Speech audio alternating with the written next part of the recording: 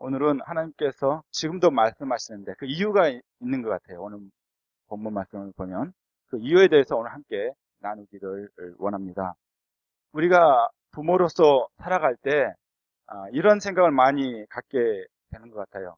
자녀들이 한 번에 내 말 들었으면 정말 좋겠다. 딱 한 번 말했을 때 두 번도 아니고 세 번도 아니고 한 번 말했을 때 이거는 부모로서 하는 얘기고 잘못되게 하는 얘기가 아니니까 한 번 말했으면 이 얘기를 들었으면 좋겠다. 모든 부모들의 마음이 아닌가 싶습니다. 근데 사실은 우리 부모들도 어렸을 때 자라면서 한 번에 말 들었나요? 저는 한 번에 잘 말 안 들었던 것 같아요. 그럼에도 불구하고 우리 자녀들은 한 번에 딱 말 들었으면 좋겠다는 게 부모가 되었을 때 또한 동일한 마음인 것 같습니다. 여러분, 우리 부모로서 한 번 말했는데 말 안 들으면 어떻게 합니까? 한 번 또 얘기하겠죠? 그래도 얘기 안 들으면 어떻게 합니까? 화를 냅니다. 화를 내도 말을 안 들으면 어떻게 합니까? 혼을 냅니다. 근데요, 혼을 내면 부모님들 마음이 좋습니까? 안 좋아요. 너무 안 좋습니다. 내가 또 괜히 내 감정을 다스리지 못하고 한 부분 없나? 그런 생각이 들기도 하고요. 마음이 좋지는 않습니다. 그러면 만일 제가 혼을 냈으면 천사 같은 아내를 중개자로 이렇게 내세웁니다. 만약 아내가 화를 내가지고 혼을 냈으면 그 아내는 천사 같은 남편을 중개자로 세우기도 하죠. 만일 여러분, 근데 자녀들에게 해야 될 말을 하지 않으면 어떻게 될 것 같습니까? 상상해 보신 적 있으세요? 노르덴이라는 독일의 동화 작가가 잔소리 없는 날이라는 동화를 썼어요. 여기는 그 푸셀이라는 어린이가 주인공으로 나오는데 부모님이 이거 해라, 저거 해라. 이게 너무나 듣기 싫은 거예요. 그래서 이런 잔소리를 딱 하루만 없었으면 좋겠다. 엄마한테 얘기하니까 엄마가 오케이 합니다. 내가 하루만 잔소리 없는 날을 내가 너에게 주겠다. 그래서 그럼 너가 원하는 거 한번 원하는 대로 한번 살아봐. 이 푸셀한테 엄마가 얘기를 했습니다. 그래서 이제 푸셀은요 잔소리 없는 이 천국 같은 하루를 보내게 됩니다. 그런데 잔소리가 없으니까 어떻게 됩니까? 일단은 아침에 일어나서 양치질을 안 해도 됩니다. 세수를 안 해도 돼요. 그리고 학교에 갑니다. 학교에 가서는 재미없으면 그냥 집에 와도 돼요. 그래서 집에 다시 돌아옵니다. 그리고 밥 먹을 때도 내가 원하는 거 그냥 대충 꺼내서 식사를 합니다. 그리고 이 아이에게는 설거지 당번이 있었는데 그 당번 이제 안 해도 됩니다. 왜요? 잔소리 없는 날이기 때문에 내 마음대로 해도 되는 거예요. 그리고 이 푸셀은 뜬금없이 엄마한테 오늘 파티하고 싶어요. 엄마 파티 좀 해주세요. 요구를 합니다. 그러니까 부모는 뭐라고 합니까? 그래 알았어. 왜요? 오늘은 잔소리 없는 날이니까. 그래서 원하는 대로 다 해줍니다. 여러분 그런데요 세상이 그렇게 만만치가 않다는 것이죠. 차조심하라는 이 엄마의 잔소리가 없으니까 이 푸셀은 길을 가다가 차 사고 날 뻔했습니다. 그리고 아침에 양치를 안 하고 학교에 가니까 가까이 있는 옆에 있는 친구들이 오지 말라고 합니다. 냄새 난다고 오지 말라고 합니다. 그리고 이 잔소리 없는 날이니까 푸셀은 비싼 오디오를 사러 갑니다. 그러니까 이 가게 주인은 야, 너 같은 어린 아이한테는 이 오디오, 비싼 오디오 팔 수 없다고 합니다. 그리고 오늘 파티를 하려고 했는데 친구들은 다 여기 공부한다, 운동한다 하면서 한 명도 오지를 않습니다. 그래서 어떤 아이들 몇 명만 데리고 하려고 해도 쉽지가 않았다는 것이죠. 여러분, 이 동화책은 우리에게 시사하는 바가 있습니다. 만일 우리가 인생 가운데 신앙의 인생 여정 가운데 하루하루 생활 가운데 잔소리 같은 하나님의 말씀, 잔소리가 아니죠. 하나님의 그 귀한 말씀이 우리 생활 가운데 없다면, 우리 신앙생활 가운데 없다면 우리 인생이 그렇게 만만치가 않다는 것입니다. 우리 인생의 굴곡 가운데 정말 하나님의 그 말씀이 없다면 우리는 언제든지 넘어지고 자빠지고 좌절할 수밖에 없는 것이 우리의 인생이라는 것이죠. 그래서요, 우리 주님은 지금도 인격적으로 우리에게 말씀하시고 또 말씀하신 줄 믿습니다. 그 말씀을 우리가 들어야 된다는 것이죠. 오늘 본문은 그렇습니다. 이제 욥이요 몇 마디 불평한 말을 했어요. 뭐 하나님을 대적하는 말은 아닙니다. 그런데 이런 불평한 말을 가지고 새 친구 위에 다른 친구 한 명, 엘리후라는 친구가 욥에게 옵니다. 그리고 또 욥을 공격을 합니다. 욥이 하나님께서 기도에 응답하지 않으신다고 이렇게 불평을 하지만은 엘리후는 아니야, 하나님은 기도에 응답하신다고 이야기를 합니다. 어떻게 해요? 꿈이나 이상이나 고통이나 여러 가지 환경을 통해서 하나님께서 말씀하신다고 강조를 합니다. 단지 듣지 못하는 것은 바로 너 욥이 너의 마음이 잘못돼서 너 죄 때문에 듣지 못하는 것이라고 그렇게 이야기를 해 줍니다. 그래서 너는 할 말이 없으면 내 얘기 잘 들어봐 하는 것이 오늘 본문의 내용입니다. 엘리후의 말을 통해서 하나님은 지금도 여러 번 우리들을 향해서 말씀하시는 이유를 우리가 발견할 수 있는데요. 특별히 말씀을 보면서 이 신자에게 또한 불신자에게 여러 번 말씀하시는 그 하나님의 그 모습을 발견하기를 원합니다. 첫 번째로요, 하나님께서 지금도 말씀하시는데 그 이유가 첫 번째로 사람이 죄를 깨달아 알도록 지금도 말씀하신다는 사실입니다. 이것은요, 신자나 불신자나 상관이 없습니다.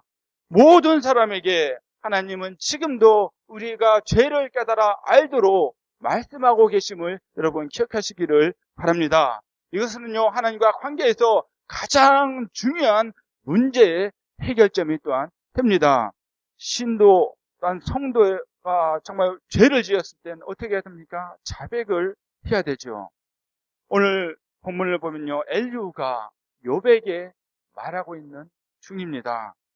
어떻게 보면요, 하나님을 믿는 형제가 또한 형제에게 하는 그런 모습으로도 우리가 살펴볼 수 있습니다. 그런데요, 엘리후의 말을 쭉 보면요, 그 말의 내용은 맞습니다.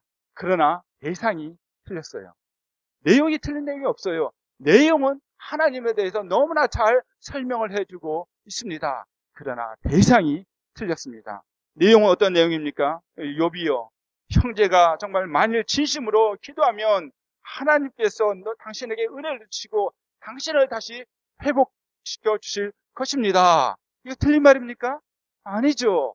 진심으로 하나님께 기도하고 자기의 죄를 고백하고 하나님께 나가면 그 죄를 하나님께서 용서해 주시고 회복시켜 주신다는 것은 너무나 맞는 말입니다. 26절 말씀 보실까요? 26절 함께 읽겠습니다. 시작. 그는 하나님께 기도함으로 하나님이 은혜를 베푸사 그로 자기의 얼굴을 즐거이 보게 하시고 사람에게 그 의를 회복시키느니라. 아멘. 예, 맞는 말씀이에요. 그리고 이 자신의 죄를 깨닫고 자백을 하고요, 주님께 영광을 돌립니다. 27절 말씀 함께 읽겠습니다. 시작. 그가 사람 앞에서 노래하여 이르기를 내가 전에 범죄하여 시비를 바꾸었으나 내게 무익하였었구나. 그러면서 자신의 죄를 깨닫고 자백을 하고요, 주님께 찬송을 돌려드립니다. 내용 틀리고 있습니까? 아니요, 맞습니다. 정말 100% 맞는 말씀이에요. 예나 지금이나 맞는 말씀입니다. 요한일서 1장 9절 말씀에도요, 만일 우리가 우리 죄를 자백하면 저는 미쁘시고 의로우사 우리 죄를 사하신다고 약속해 주신 줄 믿습니다. 절대 틀린 말씀이 아닙니다. 그런데요, 대상이 누구라고요? 대상이 틀렸죠? 욥입니다. 의로운 사람 욥입니다. 대상이 잘못되었습니다. 엘리후가 생각하는 그런 대상이 아니었다는 것이죠. 그래서요, 우리도 말할 때 사람을 잘 봐가면서 이야기를 해야 된다는 것이죠. 근데 이게 참 쉽지가 않아요. 그 사람에 대해서 먼저 알아야 되는 것들이 있어야 되기 때문에, 사전 지식이 있어야 되기 때문에 없을 때는 참 힘이 듭니다. 그래서 신방할 때는, 그래서 저 같은 경우 옛날에 신방할 때 같은 경우는 주위 사람한테 이렇게 좀 물어봤어요. 내가 잘 모르니까 처음 가는 경우에는. 그럼 사전 지식을 갖고 있으면 최소한 이름이라도, 그 가족의 이름이라도 알고 가면 기도할 때 실수하지 않잖아요. 그러니까 우리가 뭔가 제대로 알았을 땐 제대로 된 그런 이야기를 해줄 수 있는데, 그러지 못하고 옳은 말만 했을 때는 그 사람에게 오히려 큰 상처가 될 수 있다는 것입니다. 엘리후가 그렇게 하고 있습니다. 그런데요, 한편으로는 만약에 내가 죄를 지었어. 그럼 내가 죄를 지었을 때 누군가가 와서 정말 진심 어린 말로, 정말 사랑 어린 말로 나를 꾸짖어 줄 수 있는, 나를 혼내줄 수 있는 누군가가 있다면 그 사람 또한 행복한 사람인 줄 믿습니다. 여러분, 그런 친구 있으면요, 이 세상 그래도 괜찮은 거예요. 살만한 겁니다. 내가 잘못할 수 있잖아요. 항상 바른 길로 간다는 보장이 없지 않습니까? 우리는 연약한 인간입니다. 예를 들면요, 아무리 사람의 건강을 체크하는 의사일지라도 어떻게 됩니까? 결국 그들도 질병에 걸리고요, 병 걸려 죽습니다. 아무리 검사, 판사라고 해도요, 법을 어기는 경우가 있다는 말이죠. 그리고요, 아무리 상담사라고 그래도 심리적인 문제로 나도 고통을 받을 수 있다는 것입니다. 그 사람이 집사일지라도 목사일지라도 성령 충만하지 않으면 넘어질 수 있다는 것입니다. 왜요? 우리는 여전히 연약한 인간이기 때문입니다. 그래서요, 누군가가 나에게 다가와서 나의 멘토가 되어주고 나를 이끌어주고 그런 대상이 있다면 나는 행복한 사람이다 하고 여러분 환호를 지르시기를 바랍니다. 여러분, 그런 친구가 있어야 됩니다. 그러면요, 어떻게 됩니까? 나의 잘못을 깨닫게 돼요.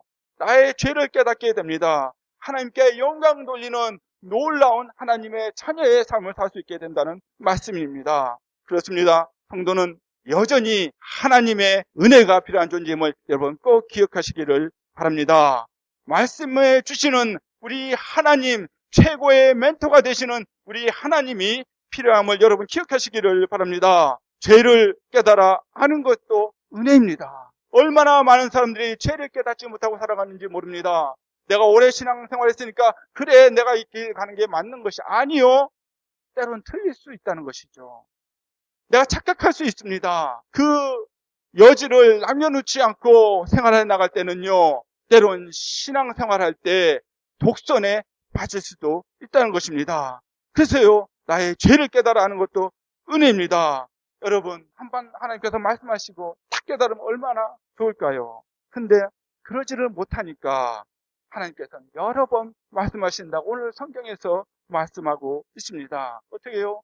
말씀으로도 말씀하시고요, 징계로도 말씀하시고요, 그리고 어떤 천사를 보내서도 말씀하시고요, 오늘날 성령을 통해서도 계속해서 우리를 향해서 말씀하고 있음을 여러분 기억하시기를 바랍니다. 말씀하시는 하나님이십니다. 부르시고 말씀하시는 하나님이십니다. 우리 성도에게도 그렇게 말씀해 주시는 하나님일 뿐더러 또한 불신자들에게도 계속해서 죄에 대해서 말씀하시는 하나님이심을 여러분 기억하시기를 바랍니다. 불신자들이 회개하도록, 정말 죄를 깨달아 회개하도록 여전히 부르시는 하나님이 되십니다. 회개는요, 일생에 단 한 번의 사건입니다. 두 번 회개는 없어요. 우리가 혼용해서 좀 쓰는데 자백이라는 것을 회개로 쓰기도 해요. 이게 무슨 의미인지 압니다. 그런 의미로 쓸 때는 상관이 없습니다.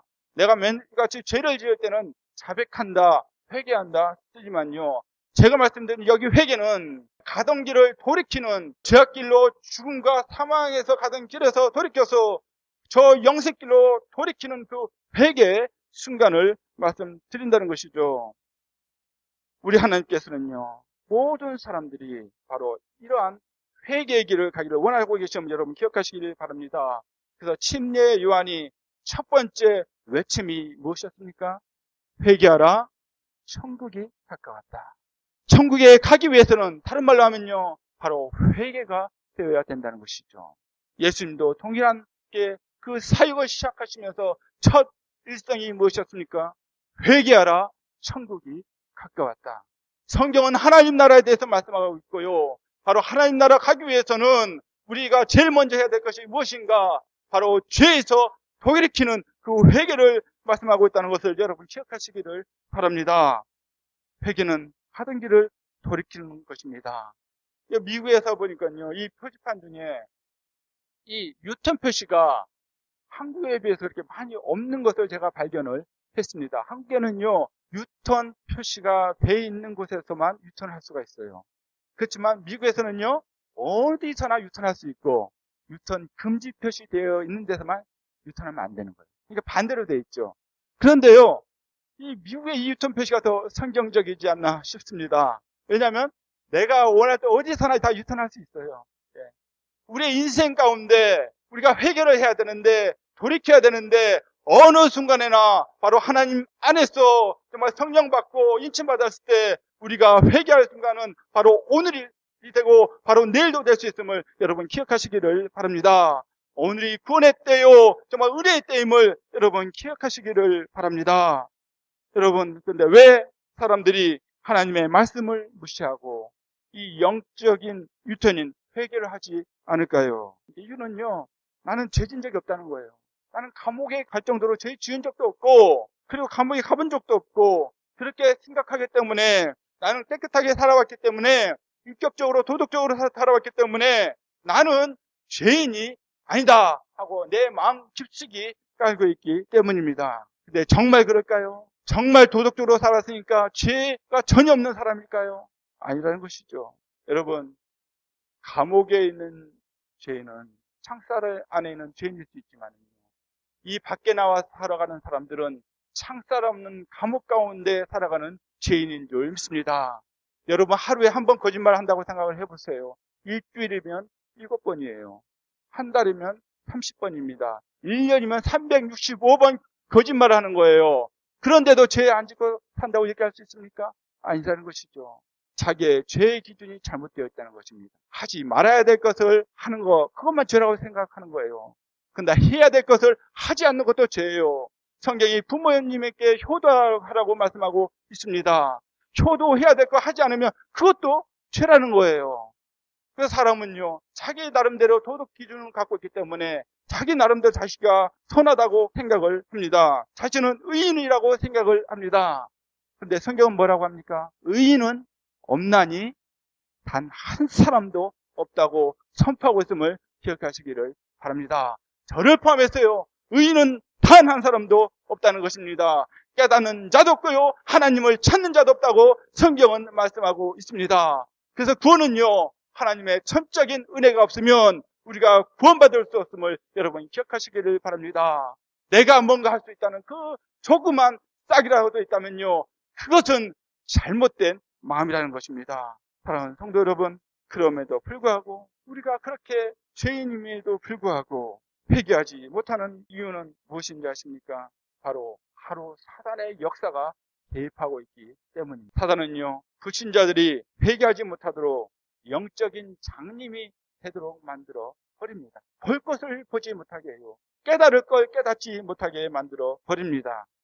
예수님 당시에 유대인들 우리가 잘 알지 않습니까? 유대인들은 특히 율법사 같은 경우는요, 구약을 깨고 있습니다. 서기관들은요, 말씀을 받아 적는 사람들입니다. 거룩한 사람들이에요. 성경을 깨고 있습니다. 그런데 정작 예수님께서 예언의 말씀대로 바로 눈앞에 왔을 때 깨닫지를 못합니다. 오히려 예수님을 공격을 합니다. 핍박을 합니다.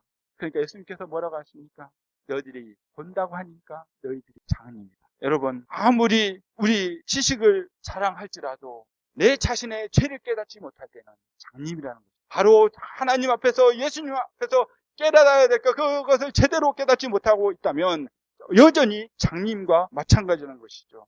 성경에서는 무엇이라고 말합니까? 그러한 역사들이 바로 사단의 역사들인데, 이 세상 신이 믿지 않는 자들의 마음을 혼미케 했다고 말씀하고 있습니다. 이 세상 신이 누굽니까? 바로 사단입니다. 혼미케 했다는 것은요, 풀이하면 마음을 장님에 되게 했다는 의미예요. 그러니까 사단이요, 이 세상 신이 우리의 마음을 장님이 되게 만든 거예요. 분명히 볼 수 있는데도 볼 수도 없게 우리의 마음이 뺏겨 버린 것입니다. 그럼에도 불구하고요, 하나님은 믿지 않는 자들을 향해서 여전히 말씀하고 계십니다. 이것이 무엇이겠습니까? 바로 하나님의 은혜인 줄 믿습니다. 하나님의 은혜예요. 보지도 못합니다. 깨닫지도 못합니다. 이것저것 할 수 있는 게 하나도 없어요. 그럼에도 불구하고 하나님은 그 영혼을 구원시키려고 여전히 말씀하고 계십니다.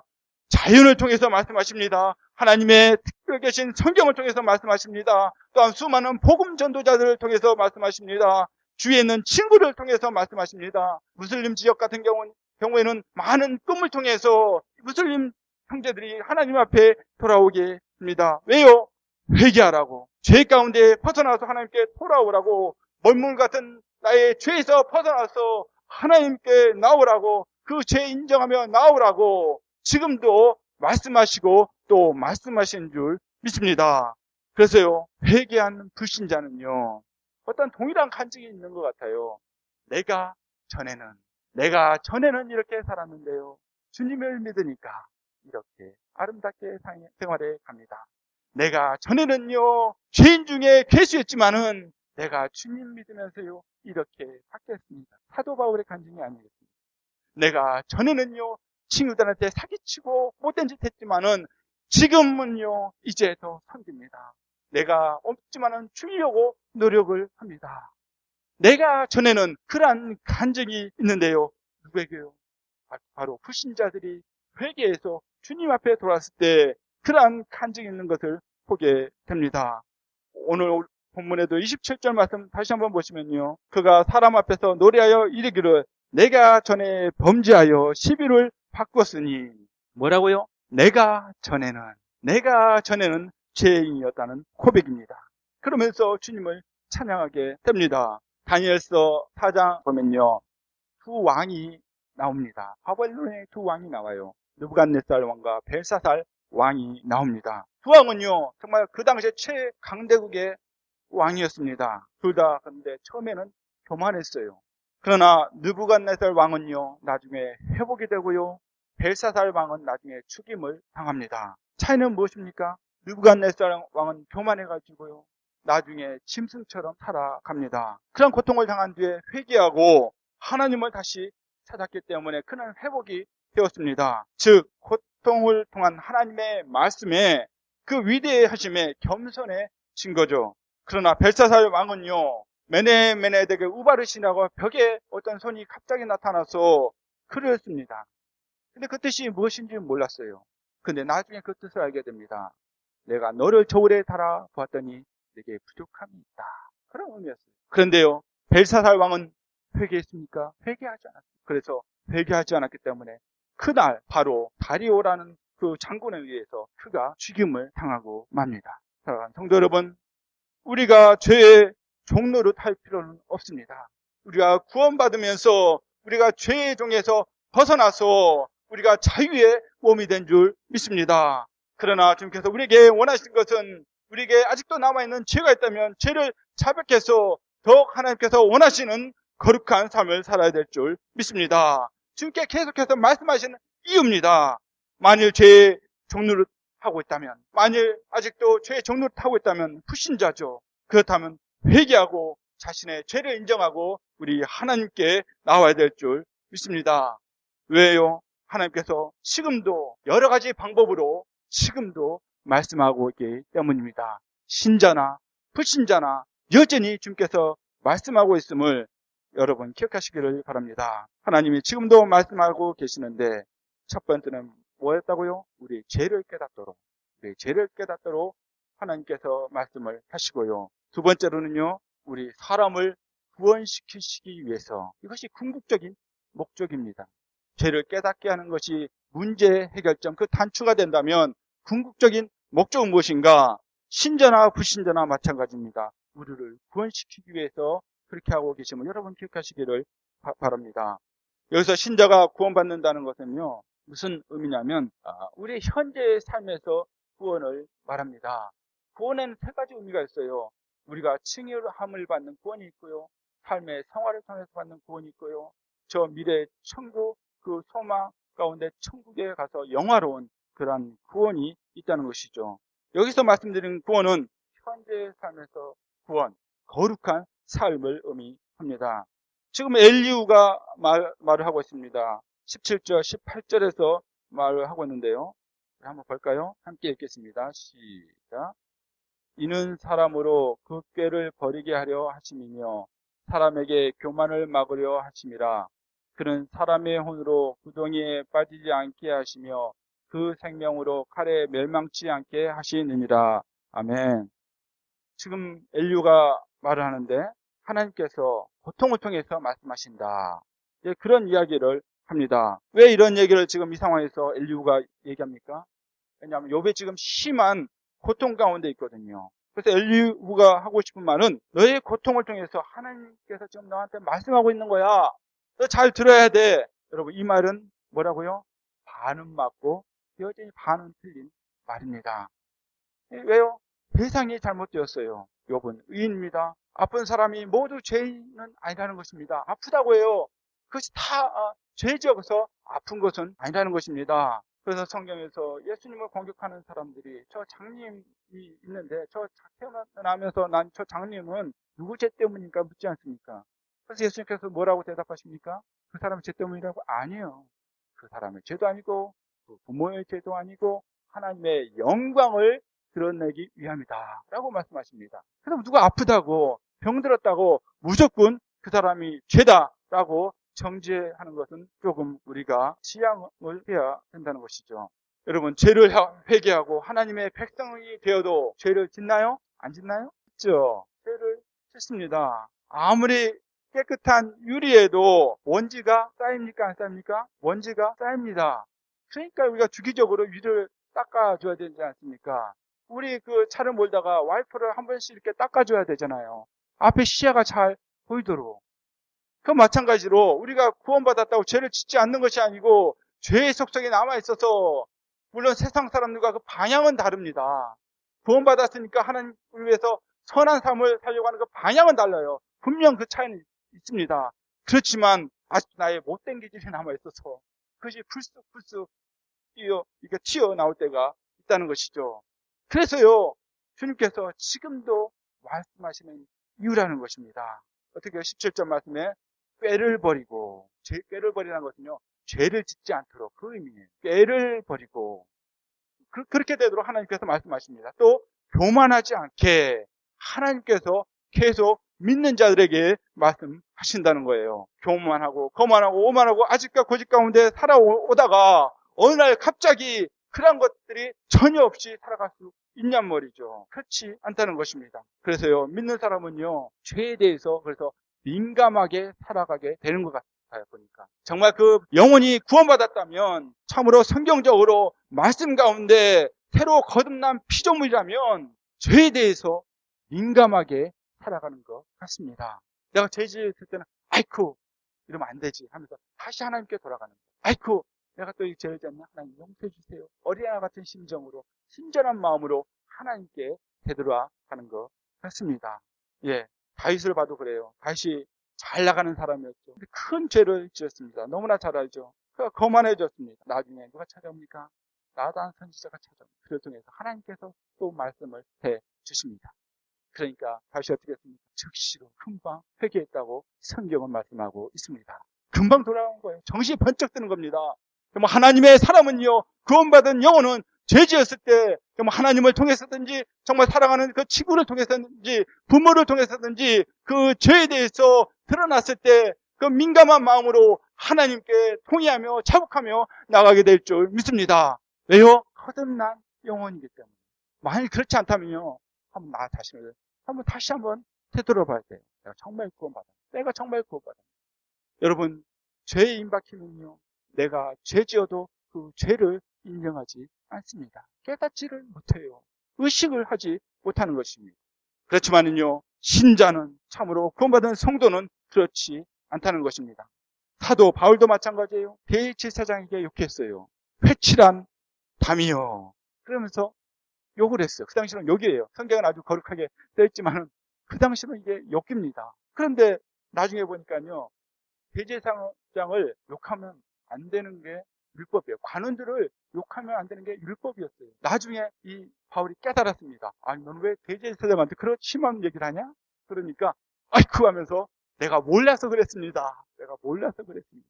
깨달으니까 금방 민감하게 그것에 반응을 합니다. 옛날 같으면 사도 바울이 그랬겠어요? 아니에요. 거듭났기 때문에 새로운 피조물이 되기 때문에 그의 삶의 모습이 바뀐 겁니다. 죄에 민감해졌다는 것이죠. 누가 지적을 하고 죄에 대해서 얘기를 해주면요, 그때그때 예민하게 제대로 반응을 합니다. 회개를 합니다. 그래서 고통을 통해서 하나님께서 우리에게 외칠 때 우리가 금방금방 우리가 제자리로 돌아와야 될 줄 믿습니다. 여러 환경 가운데 만일 그것이 나에게 어떤 메시지가 있는 것 같으면 주님께 그때그때 돌아와야 합니다. C.S. 루이스라는 분은요, 이런 얘기를 했어요. 하나님은 기쁨 가운데 속삭이시고 우리 양심 가운데 말하시며 고통 가운데 외치신다. 고통은 귀먹은 세상을 깨우기 위한 그분의 확성기입니다. 성도 여러분, 우리는요, 거룩한 삶으로 인도하시는 하나님의 말씀에 순종해야 될 줄 믿습니다. 말씀해 주실 때 그 말씀이 맞다면 우리가 즉각적으로 회개하며 자백하며 나가야 될 줄 믿습니다. 하나님은 또한 불신자들의 구원을 위해서 지금도 말씀하고 계십니다. 불신자들의 구원. 기본적으로요. 29절, 30절 말씀 보시면요. 29절, 30절 말씀 함께 읽겠습니다. 시작. 하나님이 사람에게 이 모든 일을 제삼 행하심은 그 영혼을 구덩이에서 끌어 돌이키고 생명의 빛으로 그에게 비치려 하심이니라. 아멘. 자, 구덩이라는 것은요. 그 죽음의 골짜기겠죠. 그 영혼이 죽는 그곳이겠죠. 그곳에서 끌어올리는 것은 구원을 시킨다는 의미입니다. 그래서 그 구덩이에서 구원시키시려고 어떻게 하십니까? 29절에 제3 행하심은 말씀하시고 또 말씀하시고 정말 환경을 통해서 고통을 통해서 천사를 통해서 모든 꿈을 통해서 하나님께서 말씀하시는 것은 왜 말씀하신가? 바로 불신자들이 구원받도록 그 구덩이에서 올라오도록 하나님께서 말씀하고 있다는 사실입니다. 사람은요 기본적으로 교만합니다. 저를 포함했어요. 우리 사람은 기본적으로 교만합니다.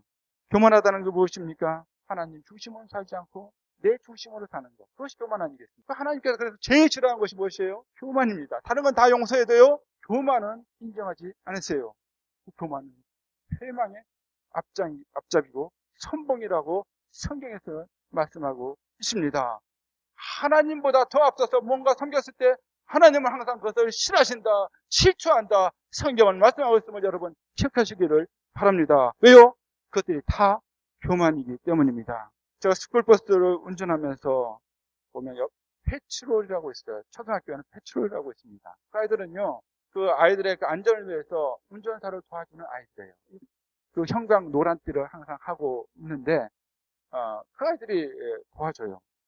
그런데 그 중에 그 고든이라는 친구가 지난 학기에 있었는데, 그 친구는요, 듬직하고 6학년인데 아주 듬직했어요. 말도 많이 안 하면서 자기 일을 묵묵히 잘하는 그런 친구였어요. 너무나 기특했습니다. 그런데 그 옆에 션이라는 친구가 있었어요. 이 친구는요, 너무나 시끄럽고 산만하고, 그래서 제가 애들 너무 시끄러워 통제가 안 되면 어사인 시트를 합니다. 자리 배정을 해요. 근데 이 친구를 벌써 2번이나 저한테 걸렸어요. 한 번 어사인 시트 할 때도 3차례 이상 경고를 해가지고 안 들으면 그때 한 번씩 주는 거거든요.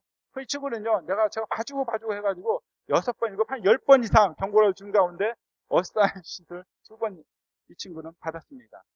근데 어느 날 이 친구가 저한테 오더니 자기가 패출을 하고 싶대요. 패출을 하고 싶대요. 그 속으로 얘가 지금 무슨 생각일까? 그렇게 떠들고 자기 멋대로 하면서 패출을 커녕은 패출을 패자도 못하겠다. 속으로 그 생각을 했죠. 그런데 또 그렇게 얘기할 수 없잖아요. 그래서 그래? 그럼 피 선생님한테 얘기를 해가지고 허락을 받아와라. 그랬어요. 그러니까 나중에 와가지고 뭐 허락을 받았대요. 그러면서 이제 트레이닝 기간이래요. 자기가. 그런데요. 가관이었습니다. 이제는 띠는 없어도 이제 트레이닝 기간이라 이거죠. 그러면서 아이들한테 하면서 소리는 더 크게 지르면서 더 복잡해졌어요. 그게 뭐 무슨 감투나 된다고 그거를 막 휘두르기 시작하는 거예요. 결국 그 친구 페트롤 제가 안 시켰습니다. 시킬 수가 없어요.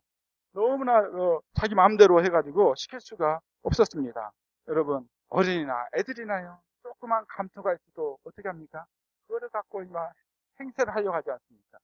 그것이 무엇입니까? 내가 잘났다는 것이. 내가 잘나서 감투 썼으니까 내 말을 들어라. 그 얘기 아니겠어요. 내 중심입니다. 그게 무엇입니까? 교만입니다. 내가 잘나게 된 것이 있다면 내가 잘나게 된 것도 하나님의 은혜라고 하나님께 영광 돌리는 것이 구원받은 자의 마음인 줄 믿습니다. 성경적인 자세인 줄 믿습니다. 그래서 사도 바울은 어떻게 고백했습니까?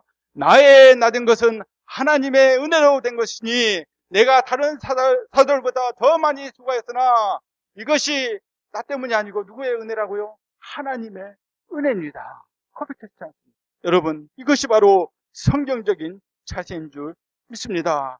이렇게 교만한 우리들이었고요. 그런 사람들이 이 세상에 가득하다는 사실입니다. 그럼에도 불구하고 놀라운 것은 우리의 주님의 마음은요. 그들을 향해 여전히 있다는 것입니다. 여전히 그들을 향해서 여러 가지 모양으로 여러 가지 방법으로 지금도 말씀하고 있다는 사실이에요. 디모데전서 2장 4절 말씀 함께 읽어볼까요? 시작. 모든 사람이 구원을 받으며 진리에 이르기를 원하노라. 그리고 누가복음 19장 10절 말씀 보시면요, 삭개오가 이제 회개한 후에 예수님께서 하신 말씀입니다. 어떻게 해요? 내가 잃어버린 양을 찾으러 왔다. 주님께서 이 땅 가운데 오신 것은 물론 찾은 양도 중요해요.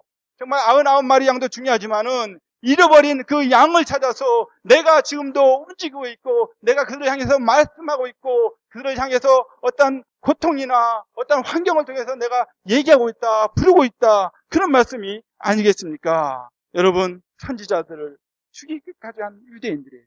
예수님은 이제 죽일 사람들이에요. 그들까지도 주님께서는 품으시고 그들을 향해서 복음을 들고 오신 줄 믿습니다. 사도행전 7장 52절, 53절 말씀을 보시면요, 스데반 집사님이 이제 순교하시면서 하는 말씀이 나옵니다. 함께 읽겠습니다. 시작. 너희 조상들은 선지자 중에 누구를 핍박지 아니하였느냐? 의인이 오시리라 예고한 자들을 저희가 죽였고 이제 너희는 그 의인을 잡아둔 자요 살인한 자가 되나니 너희가 천사에 전한 율법을 받고도 지키지 아니하였도다 하니라. 아멘. 사랑하는 성도 여러분, 그는요 의인도 죽입니다. 핍박합니다. 예수 그리스도를 잡아 죽인 사람들이 바로 유대인들입니다. 그럼에도 불구하고요, 하나님의 사람들은 어디로 갔습니까? 유대인들을 향해 갔습니다. 이방인들을 향해 갔습니다. 죄인들을 향해서 달려간 줄 믿습니다. 왜요? 하나님께서 계속해서 말씀하시고 또한 그들을 통해서 하나님의 말씀이, 복음이 전달되어지길 원해서 그렇게 하신 줄 믿습니다. 여러분, 사람들이 전혀 관심이 없어도 오늘 14절 말씀에 보시면요, 사람은 무관히 여겨도, 정말 사람들은 무심하여도 관심이 없어도 어떻게 해요? 하나님은 부르십니다. 이런 모양으로 저런 모양으로 지금도 부르십니다. 이것이 무엇이겠습니까? 하나님의 은혜인 줄 믿습니다. 하나님의 사랑인 줄 믿습니다. 도대체 인간의 말로는 표현할 수 없는, 형용할 수 없는 하나님의 사랑이요 은혜인 줄 믿습니다. 또한 인간을 구원하시기 위한 하나님의 열심이십니다. 그 중심에 누가 계십니까? 바로 예수 그리스도가 있는 줄 믿습니다. 24절 말씀 보시면요, 오늘 보면 24절 말씀 보시면 하나님이 그 사람을 긍휼히 여기사 이르시기를 그를 건져서 구덩이에 내려가지 않게 하라. 내가 대속물을 얻었다 하시리라. 여기서 보면요, 대속물을 얻었다고 말씀을 하십니다. 정확한 설명이 나와 있지 않아요. 근데 분명한 것은요, 고통받는 자가 질병에서 노임을 받게 되는데 그 이유가 바로 대속물이라는 거예요. 여러분, 우리가 죄의 고통 가운데 있었습니다. 죄의 종 가운데 있었습니다. 그런데 어떻게 노임을 받게 되었습니까? 어떻게 해방이 되었습니까? 어떻게 자유함을 얻게 되었습니까? 바로 예수님께서 대속물이 되어서 우리가 자유롭게 되고 정말 진리 안에서 행복한 삶을 살게 된 줄 믿습니다. 누가복음 10장 45절 말씀 함께 읽겠습니다. 시작. 인자에 온 것은 상경을 받으려 함이 아니라 도리어 섬기려 하고 자기 목숨을 많은 사람의 대속물로 주려 함이라. 아멘. 바로 대속물로 이 땅 가운데 예수님께서 오신 줄 믿습니다. 우리를 죄 가운데 구원하려고 오신 줄 믿습니다. 이것이 바로 은혜의 복음입니다. 눈먼 자, 가난한 자, 엇박받는 자, 그 모든 사람들을 향해서 정말 그들을 스스로 구원할 수 없기 때문에 예수 그리스도께서 이 땅에 오셔서 그들을 구원하신 줄 믿습니다. 그들을 죽음의 구덩이에서 꺼내 오시려고 이 땅에 오신 줄 믿습니다. 이것이 바로 불신자들을 향한 은혜의 복음입니다. 지금도 말씀하고 계십니다. 주님을 대신해서 복음을 전하라고 말씀하고 계십니다. 마태복음 10장 15절 16절 말씀에 또 가라사대 너희는 온 천하에 다니며 만민에게 복음을 전파하라. 믿고 침례를 받는 사람은 구원을 얻을 것이요 믿지 않는 사람은 정죄를 받을 것이라고 말씀하고 계십니다. 이런 방법, 저런 방법 다 사용하시면서 회개하라고, 구원받으라고 말씀하십니다. 그 부르심에 아멘에서 우리가 구원받은 줄 믿습니다. 하나님은 지금도 여전히 동일하게 한 번 말씀하시고 두 번 말씀하시고 세 번 말씀하고 계십니다. 우리 자녀들이 내 말 안 듣는다고 말하기 전에 내 자신이 하나님의 자녀로서 하나님의 말씀을 잘 듣고 있는지 살펴보시기를 바랍니다. 믿는 성도라면 나의 죄를 자백하며 살아가고 있는지, 정결하고 거룩한 예수님을 닮은 제자의 삶을 살아가고 있는지 재점검해 보시기를 바랍니다. 그리고 불신자로 살아가는 분들이 주위에 있다면 우리 모두 주님의 복음을 전하는 확성기가 되어야 될 줄 믿습니다. 바로 그분들이 죄인임을 깨닫도록, 그래서 회개하고 구원받을 수 있도록 돕는 사람이 되어야 될 줄 믿습니다. 이것이 바로 주님이 끊임없는 사랑으로, 은혜로 지금도 거듭 말씀하시는 이유가 되기 때문입니다. 기도하시겠습니다.